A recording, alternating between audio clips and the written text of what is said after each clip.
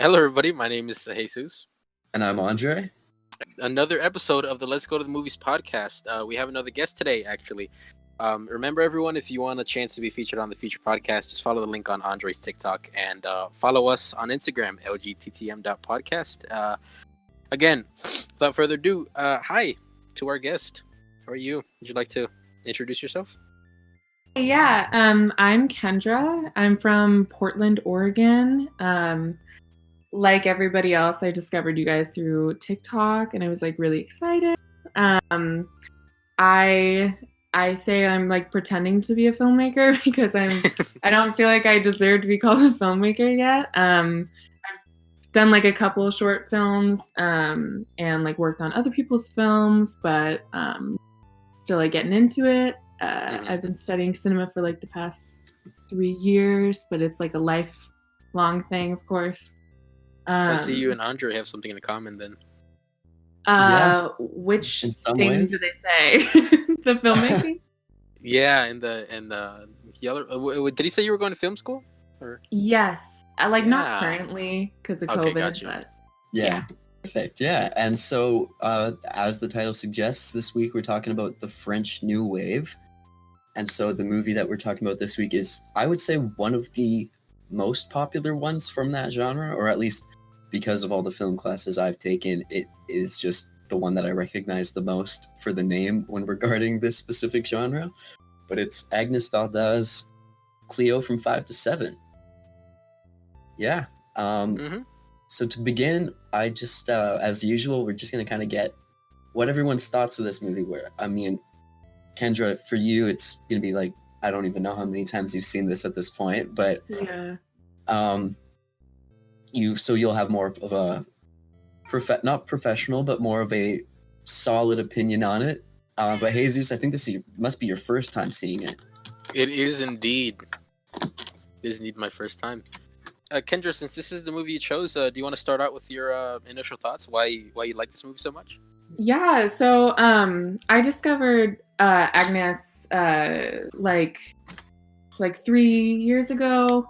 I like the first film I saw of hers was La Pointe Courte, which was her first film, and then I like immediately got obsessed with her and watched like all of her films. And Cleo from 5 to 7, I knew it was important, so I didn't want to watch it until I could see it in the theater, and I got so lucky because they screened it at the Hollywood Theater here in Portland, which is like a world renowned theater. Cool. I don't know why. Yeah. Actually, it's like kind of funny. I think the reason I love this movie so much is because when I went into the theater, I had this like really special experience. Everyone in there was super drunk, and they were all like cinema people. Yeah. And I sat next to this guy he just like kept leaving to go get another drink and go get another drink, so he kept getting more drunk throughout the film. Dang. But there are certain parts in the film where like other people are talking, or for some reason they like don't give subtitles for certain things. I don't know why. Yeah. And he would, or like for the song or whatever, and he would translate little things to me here and again, and I would just be like, oh, like, oh. And so I remember just like really like romanticizing that film and like watching it over and over again. And and Agnès, like, she's my favorite filmmaker, so that goes to show why this film is so important to me. She's just like, she's incredible, she's so beautiful, and like so loving, and like I said to you guys earlier, I feel like when you really love her work, you start to have this like feeling like you know her, which is really weird, but she's like so much in her films, so it's hard not to feel like this like connection with her as a person. And so yeah, that's my love story with Varda. Nice. That's great, though. Yeah, I'm interested to hear what your experience was like watching this for the first time, because this is also the first Varda film that you've seen, right, Jesus? In general, yes. I again, I'd like to reiterate, I consider myself more of a hobbyist when it comes to movies instead of like anything else. So I've never actually looked into like filmmakers or like really like eras of the thing in time. So I will say it was kind of culture shock seeing like this like an entirely new genre of movies basically that I've never seen before in the thing. Just like instead of like going to a sort of blockbuster approach that most of these movies today do, like they go for all the showy stuff, there's CGI, there's like they do the deep stories, and then they want to do like this groundbreaking everything. It's really interesting to see like a movie that in itself, like it's just like they see it as a piece of art, like that's what it is, instead of like something that you just sit there and watch and like, oh, okay, that's cool, this is an interesting movie and stuff like that. It's more of an experience than anything else, I'd say, compared to other movies. That's such a cool takeaway too, because I feel like Agnès and like all of the people in the French New Wave and like a lot of filmmakers have that like approach with it. And Agnès called it cine writing, which is basically like auteur theory, which I don't know if you are familiar with that, but of course it's like the idea that the director is the writer and the costume designer and the set designer and it's like has a hand in everything because it is their work of art, you know? Yeah. So the way that they like approached film and the way that they studied film back then was so like they were like the cinema was like a church or like a temple to them, and like that was their way of like almost like worshiping is what at least the way that Agnès like puts it across. Mm-hmm. So it's kind of cool that that's what you got just from like your first like dipping your toe in, you know, because that's totally the point, and I think that's what they're going for. Andre, did you said that you did know this movie before she introduced to us, right? Yes, how did you I did know it. What was your introduction to the movie? Yeah, for me it was basically I've taken at this point 3 classes where we've talked about this film, and so that doesn't mean I've seen it 3 times though, because in one of the classes he didn't show us for some reason. It was just like, oh yeah, no, we're not going to do the screenings for the movies in this class. You just have to. You just talk about it. Yeah, he's like, we either talk about. It's so boring. We basically just kind of assumed that we would watch it on our own, but we didn't. Oh, okay. There's very limited ways to watch a lot of the older films that we were meant to. Yeah, so I never noticed that. Down to it. Yeah, exactly. I was worried about that. I was like, oh no, I should tell them. Like, it's hard to find. Yeah, I found this really sketchy looking website, but I mean, other than that, it was completely fine. Like, no, you mean that we are using completely legal means? By sketchy, I mean completely legitimate and legitimate. Yes, perfect. But yeah, like with the classes I took, it was kind of I mean, at that point in time, I was still kind of getting into film classes. It was like my first semester with almost all film classes, and that was already kind of a shock because it was kind of like, oh, this is how I'm forced to watch movies in this way now. I can't just watch it to yeah. I have to put the analytical eye on it no matter what. So in one of the classes where I actually had to watch the film, or not had to, I should have for all of them, but we were given a screening to go to. Yeah.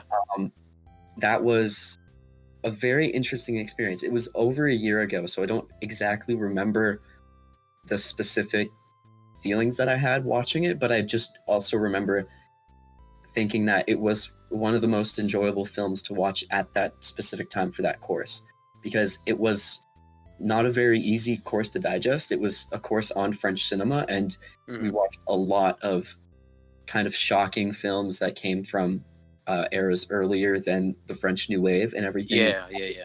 So we were slowly making our way to the current era, and that was one that we finally watched for the New Wave. And I must say, it's a beautiful film. I absolutely love it. I have notes upon notes that I'll probably throw in here and there throughout the episode, just because I just pulled up old stuff from my classes, and I'm like, oh, I remember about this theme that we talked about in class. Oh, I remember about this specific scene.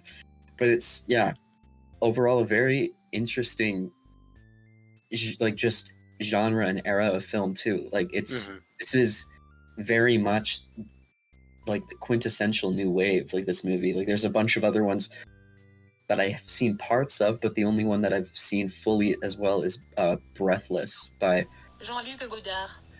And that one is also that one also blew me away in many different ways. I found it more frustrating to watch just because characters were, I think, meant to get on your nerves in certain ways, but Yeah. it's still very similar vibes. And so it was really kind of cool to go back and watch this one again in a different setting.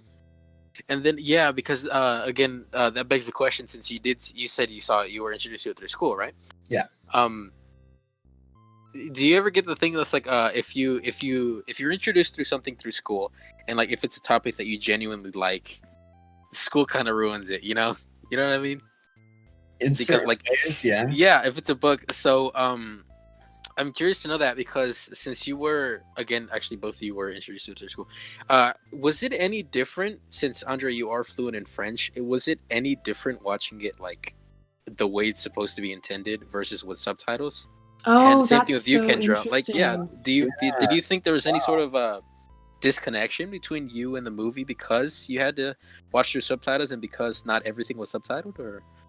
Gosh, I mean, I'm interested to see, since you're fluent in French, to see what you might have noticed, because I've had a lot of conversations with people where they're like, oh no, Cleo is fine at the end. And I'm like, no, Cleo has 2 months of fucking chemotherapy. She's not okay. And it's actually because the subtitles are different depending on what movie you watch. Yeah, So it's really important, or what version of the movie you watch, I guess. Oh God. And that's like the biggest part of the story. That's like the main thing, The whole thing is the moment when she finds out. So that's ridiculous. Yeah. Okay. Yeah. But then again, I guess I'll like explain kind of my thoughts on the subtitles, but like I can understand why that switch in subtitles could be made, because the doctor at the very end of the movie isn't like morose or solemn at all. He's like almost jovial, telling her that, oh, you have to do chemo now. Pulls up in his freaking car and he's just like, yeah, casually. He's like, it's gonna be fine. You'll have 2 months of chemo. You'll be good. And it's like that. It could also have been just. It might have to do with just some type of theme or symbol or something with how casual he is about it. We'll get into that later, maybe. But just kind of seeing that, it's understandable if the subtitles got kind of askew to lead people in that direction.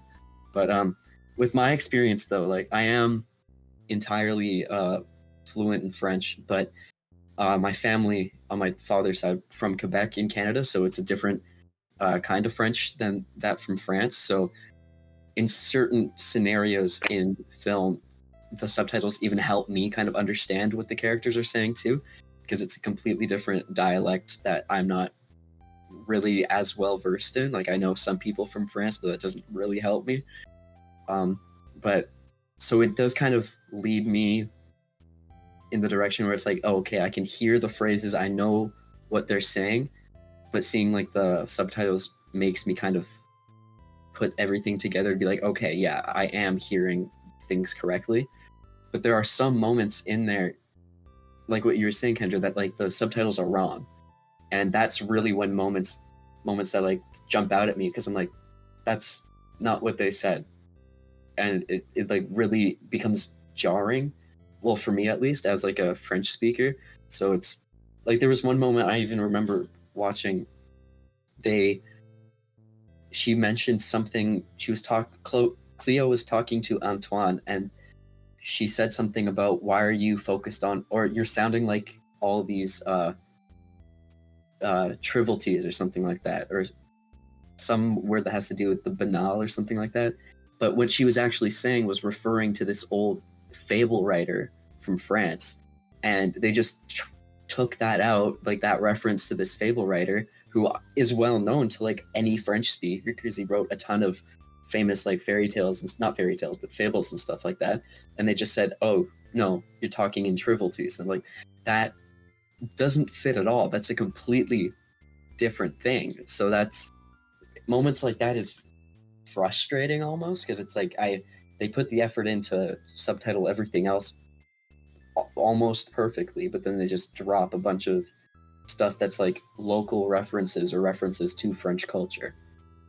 I feel cheated. I feel cheated. Man, yeah, that's the same thing with Kendra. Like, since you've seen the movie so many times, like, I mean, I've seen like all of Agnes's films, so I'm like, my brain is just like, how much do I not know? Yeah. I mean, there is like Agnes speaks English, so she does have like conversations, and in some films they're in English. Okay. But like thinking about all the things that she might have, because they're all written by her too. So, and I think she's also very particular about what details she puts into her films. So like a reference like that to a French writer is not an accident. Like she's very, very particular and very detailed. Like she would put this like painting up around set that was let me see, a painting by some guy, Baldwin Green, I think.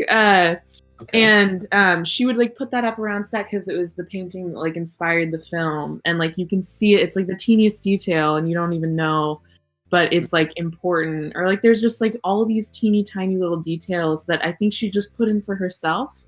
So it's fun to like dive into those things and kind of like try to see what she like meant by putting this in, or like what this thing may be from, because it's usually something important to her. So now I'm like, well, fuck, like how much did I not get to find out unless I learned French, I feel like there's more that you definitely caught than what you missed. Like that was just one specific moment that really jumped out at me, but that I really would have been frustrated more if there was other references like that got left out, but I clearly wasn't. At least I only noticed that one, but I'm sure that you've got like 95% of the movie down. There's just a few moments that get screwed up, I'm sure. Cool. Well, what was did you cover like what your feelings were about the film? Because I know you talked about like how you found it, but what do you Andre, like what do you feel about, like, what was did you rewatch it this week? I rewatched most of it. I was just so busy with a bunch of other things. I watched the first 50 minutes and then I skipped a section that I knew pretty well, and then I watched the ending again. So there was Fair.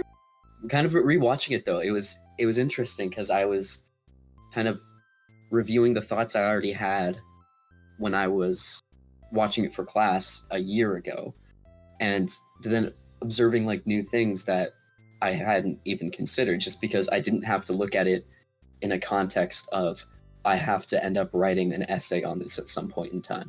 So I could kind of just keep my eyes peeled for other things other than the one topic that I was wanting to write about.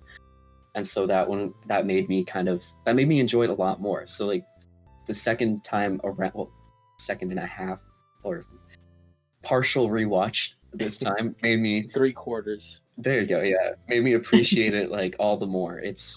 I think it's a beautiful film in all parts. Like the music, especially in the one scene with Cleo singing, it's just tears you apart. Oh my goodness. Every time I get to that moment, it's just so difficult, but like you feel it at that point. And it's interesting because that's also like the climax of the film, which is like not normal, and like the French New Wave is like so that way that they just like scribble up all the normal like plot points that you usually one thing I noticed. Like you were talking about. Yeah, everything was just kind of like really smooth. Yeah. There's no like one specific part that was like, oh, that's what it was building up to or anything. It's always just like the smooth ride all the way to the end. Totally. It's really interesting though that you mentioned that scene kind of being like the heaviest scene for you, because I feel like a lot of people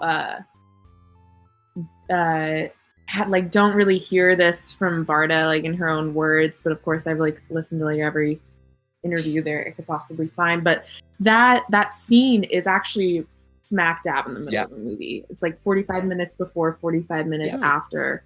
And that scene, basically everything up until then, she's having people look at her, and she's looking at herself through like other people's eyes and the way that they see her.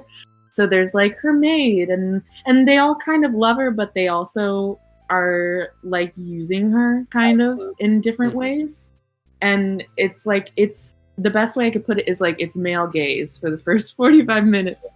And And then like when she sings that song, it's just too much. Like her pain, like her fear and her pain like wakes her up.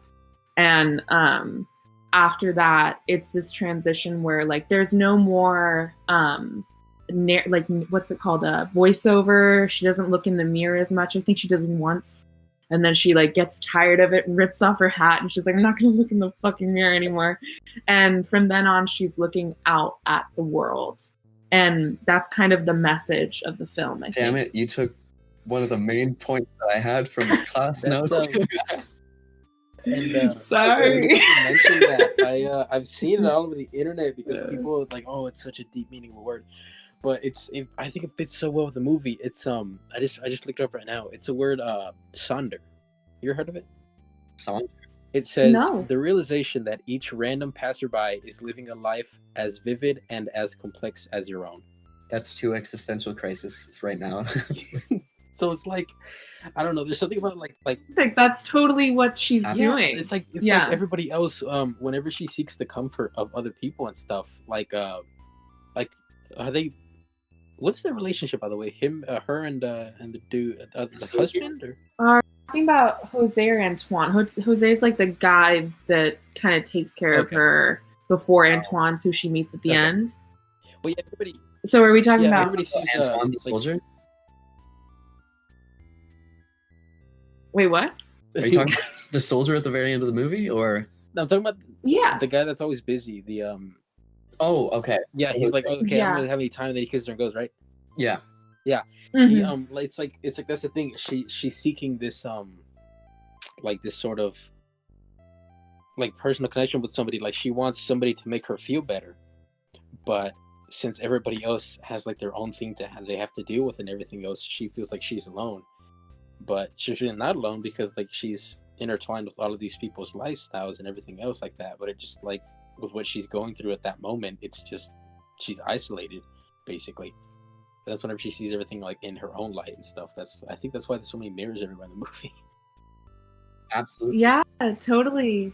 Yeah, and like the thing with that guy, who I think is just like her partner at the time and her maid and the people before then, is that I think what I mean, at least what I think they're meant to be, are like people that don't truly like see her. They see her in like the ways that they want to see her. So like her partner kind of just sees her as this beautiful, thing that he gets to enjoy and come and kiss for 5 minutes, but then not actually like spend time with her. And she never tells him about her illness that she's been spending her whole day freaking out about.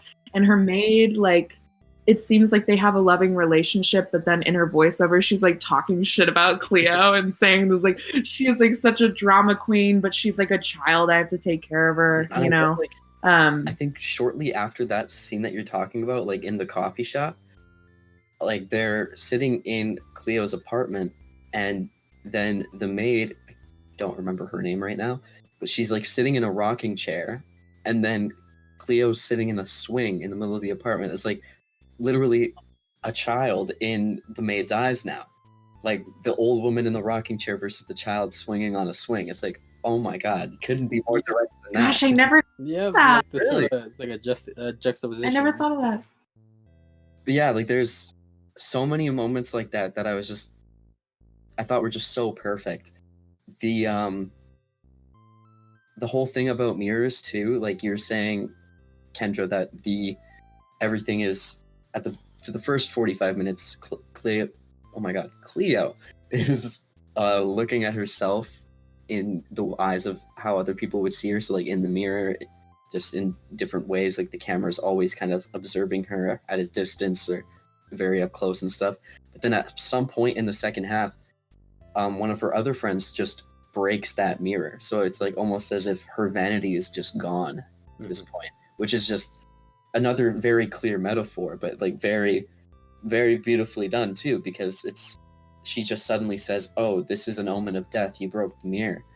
And so it's like another wake-up call, and then it turns out, oh yeah, it very could well have been an omen of death, because we don't know what happens to her at the end. So already death, because she I mean, like, I hate to bring witchy stuff into this, but I do like use tarot cards a teeny tiny bit, and I know a little bit about what they mean. And those tarot cards that they have, like, the tarot reader was even saying in the beginning, like, death doesn't necessarily mean death. Don't freak out. Don't freak out. Because it doesn't. It means, like, the dying of an old, like, story or an old version of yourself, and then transforming into somebody new. And so when she's like, oh, it's an omen of death. Yeah, like, it just kind of, I mean to, like, repeat what you're saying in a way that, like, that mirror breaking really is her transformation and her death. Exactly. You know? Okay. That makes more sense. Yeah, so that's really cool. I mean, I'm also kind of, like, looking at it in, like, in that tarot reading way, but sure. I mean, it's along the. I would. Yeah. Yeah, totally. Can we talk about the dude swallowing frogs? Oh, that's actually interesting. Like, there was. Did he actually do that? Well, I mean, street performers. Oh yeah, for sure. He actually had to do that. That wasn't an actor at all. They were actually just, like, walking on the street, and, like, all those street shots are real. Like, they didn't close off the street. Sick. Like, that's the whole thing with the French New Wave, is, like, they finally had these cameras that were more easily held, so they were able to, like, go out in the street and film. And so that's what Varda did. Easier. Yeah, most of the people there weren't actors, and the people that were acting were all her friends. That's one thing I really wanted to tell you guys. That's so funny. So Antoine, the guy at the end, is actually Varda's ex-husband, who she had a child with. God. And her child Rosalie, who I love. I actually talked to Rosalie a little bit. Really? Rosalie is, like, free for anybody to talk to. She, like, loves talking to people online, so it's not, like, a boast at all. But Rosalie was, like, 3 years old at the time, and she, like, hits up her ex-husband to play this role, and his real name is Antoine. And then Dorothy was a friend of hers that did a short film with her before, and her real name is Dorothy. And, like, a lot of the people, even some of the strangers in, like, the cafe, they purposely put there, and they were, like, friends that she would just, like, call up and be like, hey, I'm going to have you, like, sit down and say this one thing. But other than that, completely strangers. That's cool. Insane, yeah. Which is really cool. That's awesome. That was one thing that kept on being kind of hammered in the French cinema class I took, was that there's, like, the topical theme. So the theme in the movie that has to do with that specific time and culture of Paris in the 60s. And, like, that was an entire theme of the movie, according to the professor for that class. They could be wrong. I don't know. But it does make sense, because, like, Paris in the 1960s, all those street performers, the constant references to the Algerian War, that's, like, endlessly there, and it really fits the setting properly. And it was there for those young audience members and those young filmmakers to, like, properly situate themselves in those stories. And so I really like that you mentioned that, Jesus, even though it is a weird moment that's not really relevant, but it's still, like, a fun moment to think that, like, that's all very real stuff that you would be seeing if you were there at that time. So wait, the dude swallowing frogs he did swallow a frog. He was coincidentally standing there with a frog in his mouth. Yeah. Seems like it. Yeah, that was, like, common, I guess. And then there was the guy who stuck, like, a screwdriver through his arm or something. Yeah. We get a very quick glimpse of it, and then Cleo's like, no, and she, like, runs away. Yeah, I remember that now. Yeah. Oh man. Yeah, but that's also, like, another thing about Varda that's, like, really great. It's another part that I really love about her, is that she's always in every film, to some extent, like, mixing documentary and narrative filmmaking. Like, even in this film, I mean, in this film and her first film, in all her films, there's a certain extent of, like, incorporating real people, and she'll usually film with something handheld so she can, like, not be noticed as much. And, like, she's always like trying to incorporate a little bit of realness. And then in all of her documentaries, she's incorporating, like, a little bit of narrative. And that's one thing that I love about her so much. And I think that's the reason why I'm, like, so drawn to her. Like, not only as a filmmaker, but like as a person and as an artist, is that she has like so much love for people. And I think that's like her number one like aspect in her art, is that she has this like deep love and like inspiration that comes from strangers and comes from the city that she lived in or lives in at the current time. And you see that with this film, like with her filming people on the street. I love that, those shots where it's like all those people walking towards the camera and they're like looking at her, but they're really just looking at Agnès with a camera, like filming them straight on. And like there's no like judgment. She has no judgment for anybody that she films, whether they're strangers or not. She just lets them like be human. And I think that that's like the perfect film for anybody who wants to start getting to know Agnès Varda, because like in this film, it's literally talking about looking out into the world and seeing people and connecting with people. And that's like her whole like thing. And that's the whole reason I love her. So this film is like quintessential for talking about Varda. Absolutely. And I rambled That's again. perfectly fine. That's awesome. I'm curious though, you would definitely know the answer to this. Was she already very famous at that point when she was making Cleo from 5 to 7? Because if she was, I'm surprised that she was able to get those street shots down. Because she was obviously there behind the camera at all times. So if she was, like, was she famous enough for people to kind of stop and stare? Really? The only thing that really upsets me about the other guys in the French New Wave, like Francois Truffaut and Jean-Luc Godard, is that Agnès was not really taken seriously at all in the beginning of her career. I think she brought this, I don't know if it was this film or if it was her third film. She would like bring it to Jean-Luc Godard, and Jean-Luc Godard is actually in this film. I don't know if you saw that. What does he look He's like? in the short film. Oh, he was in the short. Okay, I knew that. I forgot about that. He's in the short film. Him and Anna Karenina. But anyway, they didn't really take her seriously back then because she was a woman and like disrespectful. Yeah, basically because she was a woman. Because the thing is, like, her films were so good and they were so like French New Wave. So I don't really know why people didn't like pick it up and like, you know, embrace her work at the time.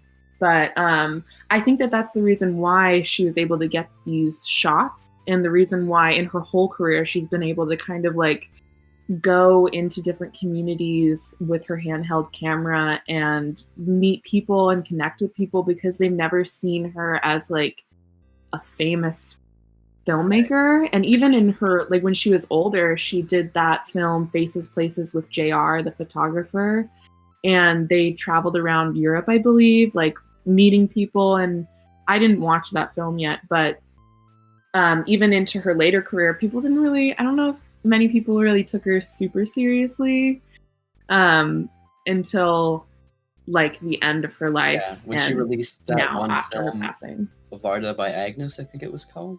That's when like I at least I saw more of her in popular culture like show up. Yeah. And especially when she passed, I mean, I remember everyone in the filmmaking community being like, this is heartbreaking, because it is. And she is like, I wish she got more recognition for being the mother of the French New Wave, because her first film came out before like anybody started making films. I think before even like 400 Blows. I'm not sure when that came out, but I know a lot of people say 400 Blows is like the beginning of the French New Wave, but I would argue that she came first. I don't remember when the 400 Blows came out. Was it 1949? I'm gonna look it up. Yeah. But yeah, like for sure, like Agnès is from the Rive Gauche, so like the left bank of like the French New Wave filmmakers, and like they, at least to me, just because in what I've like studied in classes, are lesser known. Because like, of course, they focus on Truffaut and Godard because they were like part of like the Cahiers du Cinéma, which is like the biggest like French film publication at the time, and so everyone was like going in towards them, but then everyone else, the other ones who were like politically engaged, like Varda, Alain René, who I think did the rules of the game. I might be mistaken with that, but like they, at least I've read less of them or discussed less about them in classes that I've had. It's just kind of been focused on the other ones, which is unfortunate. Like, yes, the other ones are good filmmakers as well. They made great films. Breathless is amazing. I haven't seen the 400 Blows, but it's supposed to be fantastic. But like, that's not the only ones there, for sure. Like, I actually want to talk about one other female French filmmaker who is not from the French New Wave, but like kind of talking about women in the industry who were not really praised as much. There's this filmmaker, her name was Germaine Zulac, and she made this short film that I watched for this class that I had, and I absolutely love this short film. It's considered a short film, but it's 54 minutes long, so it's not that short, but it's called La Souriante Madame Baudet, or The Smiling Madame Baudet, and it's an impressionist film, which is like super interesting because it's like that painting style, and you get so many interesting themes and topics that you don't get in any other type of cinema because it's a woman behind the camera, it's a woman editing it, and it's considered like one of the first feminist films, and it's fantastic on all regards. There's so many different political points that you can take from it, and I could be absolutely wrong, but I could definitely see Zulac being some sort of inspiration to Varda at some point in her life, just because she was somewhat well known, but also we got recommended this short film from Zulac out of nowhere for this French cinema class, and it was one-off. We never heard anything else about her, so clearly she was forgotten, which is so unfortunate. But yeah, that's my tangent.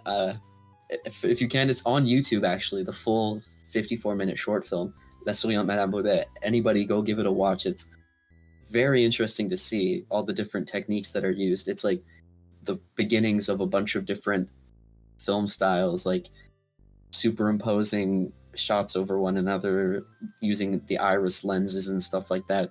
It was like one of the first attempts of like testing it out and stuff. It was really cool to see. And this came before Varda? This was 1923. Oh wow, okay. I haven't heard about her or that short film at all, so that's kind of exciting. I'll have to check that out. But I'm sure, I mean, Varda was such a feminist, so I'm sure she was inspired by that filmmaker, because there were so few filmmakers and so few female filmmakers and so few female artists that got recognition back then. So I wouldn't be surprised if, like, somewhere in Varda's work you can see a little bit of a inspiration from that. I mean, at least I would hope so, just because I hope that Zulac was recognized by other people in the field later, and even after she passed away. That would be good to know, because it was such like that short film really did kind of, it's an impressionist film, and it left a big impression on me. It's like, that's kind of sounds stupid, but it really did. It's just really nice on all levels, and it is like a silent film, but you can still watch it and get all the proper emotions out of it. And a lot of a lot of silent films sometimes like struggled with that when it comes to like subtle acting, because like a lot of silent films, it was just theatrical, because it was theater actors that went into film, and then they were just exaggerating every emotion that they could to get it caught on camera. But like with Zulac, everything is just so nuanced, such a perfect way. I'm just gonna stop talking about that. We can go back to Cleo now. I keep nodding and agreeing with you, like if people can hear me nodding, but that's my bad. We can just put subtitle Jesus is nodding. Nod. Yeah. I'll say that too. Yeah, well, that's really interesting. I'm definitely gonna have to check out her work. I made a note of it. Because I mean that's also interesting because I whenever I think of films from the 1920s, that's like I would imagine they're very controlled because nobody Yeah. could like that's the whole French New Wave thing is that cameras became accessible to people that never thought they could be filmmakers. So it's interesting to think about a woman getting her hands on the camera in the 1920s. That's like mind-boggling. So Yeah, like that. She's the only I mean, woman filmmaker that I've heard of from that far back. There's one that's kind of slipping my mind who was the first woman filmmaker. It might actually be her, but I think that there's one that was before her. But like just still seeing that, it is surprising. It's great to see though, because it was a fantastic product that she came out with La Souriante Madame Boudet. But like, yeah, I mean, it's just really good. That's all I can say, really. There's nothing much else to it. well, I mean, to piggyback back off that, like, considering like Cleo and like, I don't know if was that film that you were talking about. Did you mention that it was kind of like a feminist film, or was it just was made by a woman? It was considered one of the first feminist films, or the first. Oh, okay. Yeah. Well, I mean, that's another thing about Agnès that I wonder why. I wonder if that's partly why her films were so suppressed, is that she was like very feminist and very political. And she has this wonderful quote that is like, I tried to be a peaceful feminist, but I was very angry. And so a lot of her films, and especially Cleo, it just has these extremely feminist themes. I mean, like, we were talking about how it's like they're talking about the male gaze before people even knew what the male gaze was in cinema, and a lot about beauty, I think, is like one of the biggest themes in the film. Is like there's that quote where Cleo is saying like, if I'm beautiful, I'm alive. And then she kind of realizes that that's not who she is, but it's like so ingrained in her in the first half of the film. And I think there was one quote from Varda that I found that's, I mean, Varda is so French. It's really hard to understand what she's saying when she's speaking in English. But she said this one thing that was like, the day women started to look for themselves to other people, to other things, to landscapes, to the streets, when they're not organizing themselves through others' gaze upon them, was like what she was trying to say in the story. And I mean, in a lot of her films, she like continues this idea. Like, I don't know if you're familiar with One Sings the Other Doesn't. I think I know it. I haven't seen it though. That's another one that's like very feminist. Like there's one of them sings, the other doesn't. And the one that sings like will sing these feminist songs, and it's like my body is mine. I can do what I want with my body. And it's like all these lyrics like written by Agnès. And I mean that's what I think that's why I'm so attracted to her too, is that, you know, like despite feminism being like kind of suppressed at the time, she was like so vocal, and in this film like so vocal. She's just like, yeah, I love women, these are women's problems, I'm gonna put them out there, and if you don't like them, you don't have to like watch my film, I guess. And they didn't. So it's like one thing that I noticed that I thought was so funny, like when I finally caught it, and it's like, dang, Agnès, like you really did that to him. That's perfect, because it was right after the moment when Cleo leaves her apartment after the 45-minute mark. So she's already in the section when she's now gazing on everybody else and gazing on the world instead of having it be gazed on her.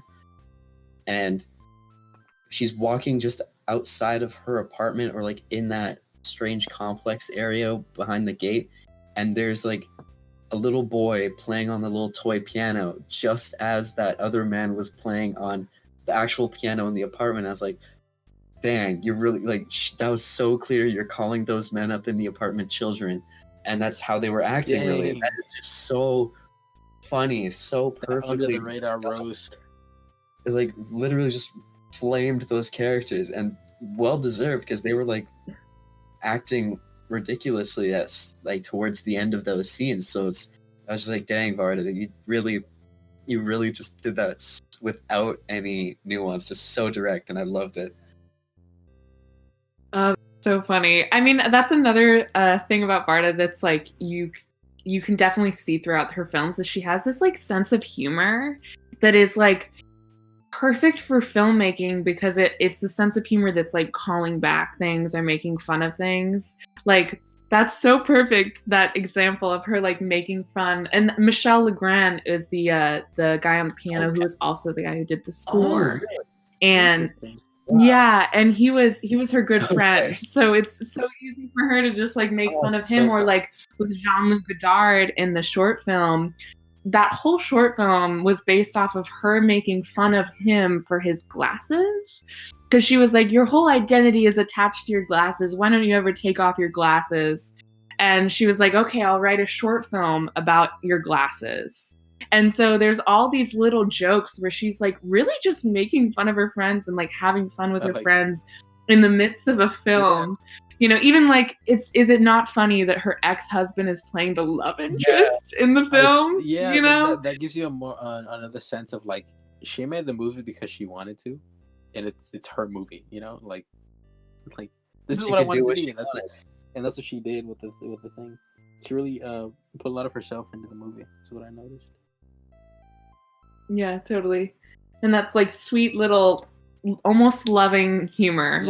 Like I can only imagine like being her friend or being her ex-husband at the time. There's like a little bit of that, since she's so loving, you know, her humor and her like kidding around is totally excused because she means it in such a like connecting, like loving way, you know, like she's like, I'm gonna be very honest with you, your glasses are out.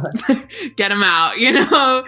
And it's funny too because then I think in Faces Places she had a conversation with JR, the photographer. He always has glasses on, just like Jean-Luc Godard. And it's like, I think she called him out for the same thing. She was like, your identity is attached to your glasses, like. And then I think he called her out because I don't know if you guys have seen pictures of what she looks like when she's older, but she has this ridiculous hair. It's like, I have to just take another look though. You have to look it up because it's so funny. It's like half white and half red, and it's like my length, like shoulder length. Okay.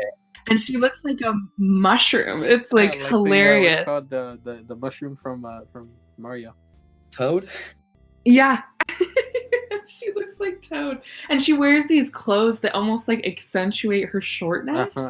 Because she's just like a tiny little old woman. Do you know? And like, I don't know how tall she is. I just know that she's tiny because she likes to talk about how tiny she is. Oh my goodness.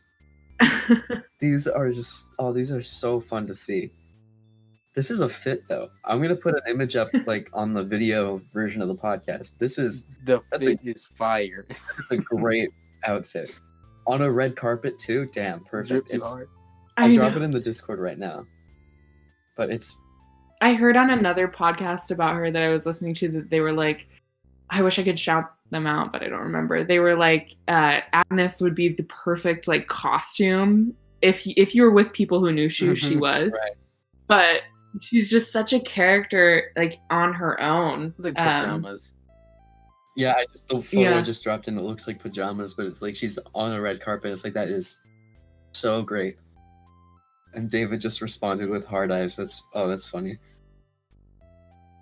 But oh man, yeah, it's so good. And you probably know the answer to this though, Kendra. The one person who I would think in the film is also one of Varda's friends, the taxi driver, like towards the end, does she know him? Like, was she friends with him? Or was it just like a hired actor? I don't know. I don't know about her. Okay. Like the, I know that Agnes hasn't really talked about the taxi Okay. driver. because the taxi So, driver, I like, I always assume- like, I just thought he was like, the way that it was kind of shot around him, it was almost kind of goofy. In certain shots. Wait, are we talking about the? I thought there was a okay, no, I'm woman not talking in the. oh yeah, the woman taxi driver at the beginning. I'm talking about the guy that's driving Cleo and her friend, I think Dorothy, like towards the end of the film, like right before she meets Antoine.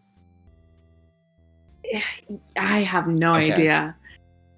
Yeah, you got me on one thing I don't know. Hey, there you go.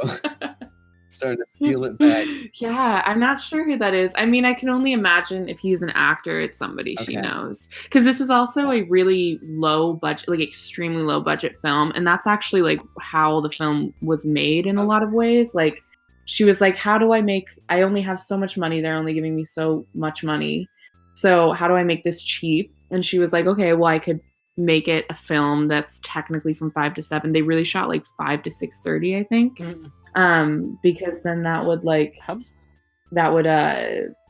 make it easier and a quicker shoot, even though it was a more hectic shoot. And they were like, oh, we'll shoot on this one street in France because then we don't have to pay to like bring people places. And Right.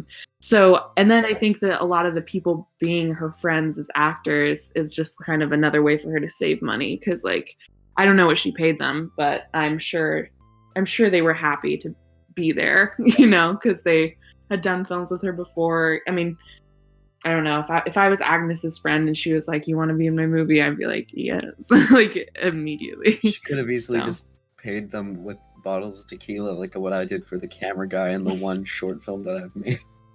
Oh wait, Yeah. Something easy like that. Oh yeah, super low budget short film that I made for like my university film festival. $30 bottle of tequila is all that I spent on it. nice. Just spent a single cent more. So was the movie filmed in one day? I don't think Okay. so, because I know if you actually pay attention to the clocks in the film, they're all on time. So I think that they filmed different sequences on different days so the time could be cohesive, because that was one like really specific thing that was important to her, is that she wanted all the clocks when she's going around the city to be on time. But that's impossible, of course, because they had to like set up certain things, and there is like cuts and stuff. That is So. actually a very cool aspect that I think she brought to it, though, because it's like Cleo from 5 I to didn't 7, know and that. it's literally it's From supposed to be taking place in real time as you're watching it. That's like such a neat. Although it is only 90 minutes, so I don't. Where did the 30 minutes go that took you? You know, it just sounded better. I think it was actually like 5 to 6:30, Cleo from 5 but to she 6:30. like, who's gonna say 5 to 6:30? Yeah, That's true. 5 to 7 just rolls off the tongue, you know. I Maybe guess those so. 30 minutes was just spent her walking. She's a slow walker. There you go, that's true. She is a slow walker. And that's another thing about the pacing of Yeah. the movie. It was really it was slow, you know? Like it was but I feel like it was made intentional because like it's from 5 to 7. Like you're sitting through almost the entire time that this is happening. Like you're just sitting there watching it. Like that's what the entire thing is basically. Yeah, and it's like not, and it's slow in like a good way though, because it's like Yeah, you really yeah, get no, to no, like, no. I drag don't out. think, yeah. Oh Yeah, yes, yeah, I know that you meant it in a good way. I know you didn't mean it badly, but like, it really Oh, it's slow. like, drags Yeah, out yeah, every little thought, every like little emotion that Cleo could have in that situation. It's just Well, I mean, one thing I was gonna say about that like conversation about the time in the film is that I know that one of the things that Varda was trying to kind of play around with was this idea of like objective versus subjective time. And so like, you know, objective time is like the time on the clock, and subjective time is like how you can be talking to somebody, an hour feels like it goes by in like 20 Yeah. minutes. And so gosh, she's so like particular in this film, which is so crazy to me because I feel like in all of her other films she's so lax. But she said this one thing, like every step that Cleo took, she wanted it to like actually be how many steps. If Cleo needed to take 6 steps, they wouldn't cut like you do in a normal movie. Like they followed her through everything. I think there are parts where like she's walking down the stairs and it cuts and cuts and cuts. But I think that might have been a joke where she was like, well, there's 5 extra steps and we'll just do 5 extra cuts to make up for those steps. That's actually one moment I want to talk about, because I feel like it could be a joke, honestly. Because Godard, who, like you said, is one of her friends, like he was in that short film in Cleo from 5 to 7. In his movie Breathless, actually in Cleo from 5 to 7, there's a few moments that I think are making fun or just kind of hinting at Godard's style too. I'm just checking to see when Breathless came out. Okay, yeah, Breathless came out before Cleo, so this does make sense. So for example, like the moment in the taxi with all the shots like taken from the back seat in the taxi looking out, like towards the end of the film, when like the second taxi she's in, that is so reminiscent of the sequence in Breathless where they're in a taxi and it's shot in the exact same way, and you get the exact same perspectives, just in a different seat, because what's where Cleo's sitting instead of where the characters in Breathless are sitting. But also in Breathless, there's so many jump cuts, which is what Varda used in going down the stairs. Like it's like a repeated cut of like the same exact action over and over again. There's so many jump cuts in Breathless as well, which was done just because Godard wanted to save time. Because he was like, this movie's too long, I have to make a bunch of these jump cuts, and so he would do that. And watching Breathless for a class, we, instead of just considering it as, oh, he did this for time, we just took a bunch of analysis out of it and came up with meanings for it, when there isn't really. So I feel like Varda possibly even put those, like, that's the only moment she has it. So I feel like it could be making fun of Breathless for that. And then, like, people, at least in classes I've taken, even took so much emphasis on that specific 5-second scene and tried to pull, like, a whole presentation's worth of like, analysis from the jump cut usage. But it's like, I don't know, it could just be making fun of Godard. Who knows? Wasn't it the French New Wave that was known for, like, for whenever they first brought in, like, jump cuts and stuff? I think so. Like, it wasn't really something that was widely used at the time. So they were kind of figuring out how it went. So, like, there's a lot of sections where jump cuts are kind of, like, shoved in, and it seems a little jarring while you're watching it. It's like, what? It could be that. Yeah, that might make sense too. But then again, the music also, it could have just been that I forget the name that you said. Was it Michel or Marcel who's the person? Yeah, Michel Legrand. Okay, Michel Legrand. If he like wrote the score, it's possible that like, because that specific moment when she's going down the stairs, it's like like the piano is just constantly descending, and it could have been that he just wrote it too long too. Oh yeah. That's what I was thinking, because you were saying how like Jean-Luc Godard used the jump cuts to like shorten the ride. I wonder if Varda, like knowing her humor and knowing her like relationship with Godard, which is very like, witty and like bantery. I would wonder if she was just like, oh well, I'll just reverse it and I'll use it to like extend, because that's I wouldn't see why she would use it to shorten it, because that's like longer. She didn't do that in that movie. Yeah, exactly. So it would make sense if she was like, oh, I have to extend this because we gotta hit that 45 mark. Like the clock's at 5:05. I need 5 more seconds. So that's an interesting thing that I never even thought about. It just kind of was like, oh, French New Wave, they do the jump cuts, whatever. Yeah, but that's like for sure. There's just one like of many things that are just like, if you miss it, then it's gone. But it's like there could be like an entire like story or reasoning as to why she added that in there, and that's like what is so cool. Like there's of course a ton of filmmakers that do stuff like that. That's like so minute details in every little sequence, but it's like interesting to think about because it's like, oh, like what you were saying earlier about like having that painting in multiple scenes that was like inspired the film. Like nobody would have caught onto that if they didn't hear that in a documentary, if they didn't listen to interviews and stuff. So it's like, if once you learn that stuff, it's like Easter eggs without being Easter eggs, and that's like what's really fun. Yeah, like special features within the movie. There you go. If she did a director's commentary of Cleo from 5 to 7, the movie would be like twice as long. Oh my god. Yeah.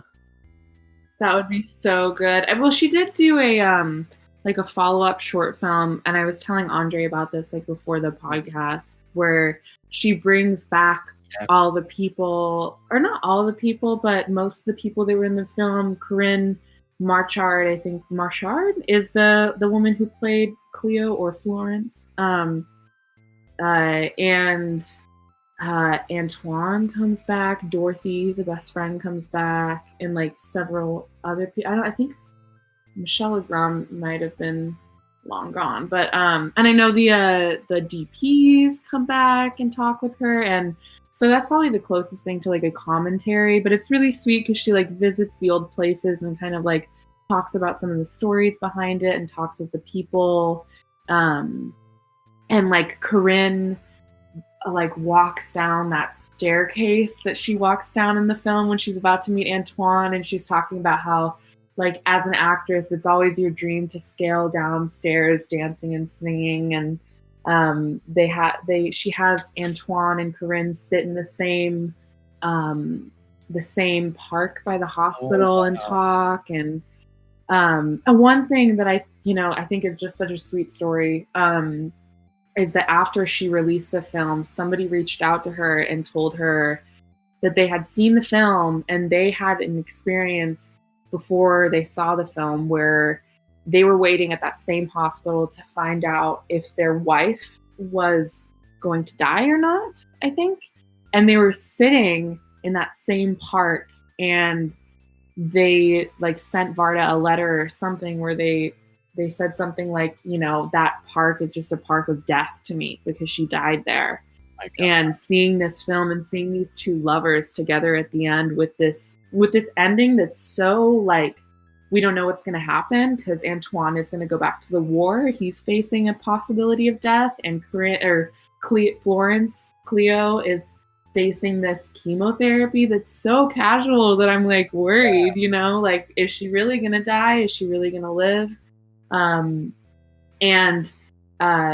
For this person, at least, like them having such a personal experience with that specific place, it was. I think Varda said something like, "It's so almost rewarding that my story is like really not my own." Like somebody has this deep personal connection with my film that I had no idea about. So like you can make a film and not even know that. I think I'm totally rambling. I don't know what I started with, and when I started talking about this, but yeah. I had a question actually that I wanted to bring up. The movie was released in 1962, right? Yeah. April 11th. Yeah. So, colored movies did exist in the 60s. It was completely possible. So, do you think the lack of color was an artistic choice, or she was just definitely both? I'm broke, so I'm gonna make an artsy thing. Right? The beginning of the film with the tarot cards was in color. That's true. I don't know if you caught that. So I think the reason that she, in her own words, the reason that she used color for that is because she felt like color, since it was so rare at the time and it was more expensive to film in color and she didn't have a lot of money, she was like, okay, so color is kind of more of this like magical, like fairy tale kind of thing. And the tarot cards like had kind of a magical element. Agnès didn't like believe in tarot cards, and she kind of was just like, this is like this wooey magical thing, whereas Cleo is living in reality. And I wonder why, like, I'm sure the reason she didn't play with that color black and white thing more is probably because of money. Yeah. But I think if you don't think about the money aspect of it, I think the reason for the black and white is that Varda felt like that was like reality. Like reality is black and white, and then magical, you know. Like if she really, really wanted to add a color, I think she would have. Like you could have found one way or another to kind of shove in some color in that movie. So I think you make a pretty good point that the colorless, the black and white was entirely like artistic for that reason. Totally. Yeah. I mean, I think you're right. I think Agnès, if she wanted to put color in there again, she could have. She's the type to be like, I'm gonna do what I want. I mean, like if she managed to get most of, like, if not all of the clocks in the movie to be on the same time, I'm pretty sure she could have pulled some strings to get to get a little bit of color, especially with friends like Godard and stuff like that who have more of a pull. Yeah, unfortunately had more of a pull at that time. She probably knew a guy who knew a guy that could get something in there. Yeah, she had a way of doing that from what I could tell. Like, she had like this low budget, but then was like, oh, exactly, like we have to make sure all the clocks are on time, and we have to, you know, make sure she takes all the steps. And another funny thing that she did was, I never even noticed this, and I watched it again, and I just forgot about it and didn't notice it. Apparently it's not the last shot, but at the end of the film where the car is driving away from Cleo and Antoine, like really quickly, that was on a dolly. And apparently in that shot, at the end of the shot, you can see the dolly and no one notices it. I didn't notice it either. Or the dolly track. Yeah, no one notices it. But Agnès was like, oh no, it's in like, there, I'm such a perfectionist. I have to go back. And she tried to shoot the whole thing over again. But the actors like weren't in it anymore because it was like months later. And so she was like, well, I guess I just have to keep the old thing. But she spent all this money on reshooting it only to use the old one. Yeah. So it's funny, like that speaks to like, if she wanted to put more color in it, she would. Like, if she wants to shoot that scene again that no one really like notices a flaw in, she'll shoot it again, even if it costs an arm and a leg, you know. Sure. All right, I think we can close it off here. Shit, I don't know how to close this off. Maybe we could